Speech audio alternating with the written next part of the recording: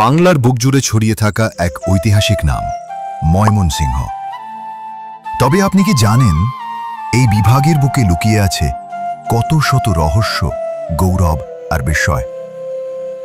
2015 সালে প্রতিষ্ঠিত বাংলাদেশের অষ্টম বিভাগ হিসেবে ময়মনসিংহ বিভাগ শুধু একটি প্রশাসনিক অঞ্চল নয়, এ এক জীবন্ত ইতিহাস।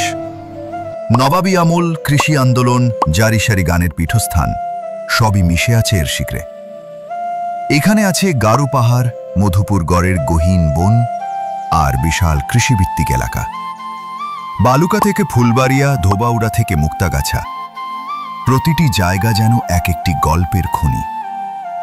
কিন্তু ময়মনসিংহ শুধু প্রকৃতি আর ইতিহাস নয়, এখানেই জন্ম নিয়েছেন জাতীয় কবি কাজী নজরুল ইসলাম এবং সঙ্গীত সম্রাট আব্বাস উদ্দিন। তাদের পদচিহ্ন আজও স্পন্দিত করে এই মাটিকে। ময়মনসিংহ মেডিকেল কলেজ, কৃষি বিশ্ববিদ্যালয়, আনন্দমোহন কলেজ, এই শহর জ্ঞানের আলোয় উদ্ভাসিত। আর শহরের বুক জুড়ে বয়ে চলে ইতিহাসের নীরব সাক্ষী ব্রহ্মপুত্র। জারিগান, পালাগান, লাঠি খেলা এখনও যাত্রা করে গ্রাম বাংলার মাঠে। এ যেন এক চলমান লোকজ উৎসব। ময়মনসিংহ শুধু একটি বিভাগ নয়, এ যেন বাংলার হৃদয়ের শব্দ। ইতিহাস, প্রকৃতি, সংস্কৃতি আর মানুষের এক অনন্য সুরেলা সমন্বয়।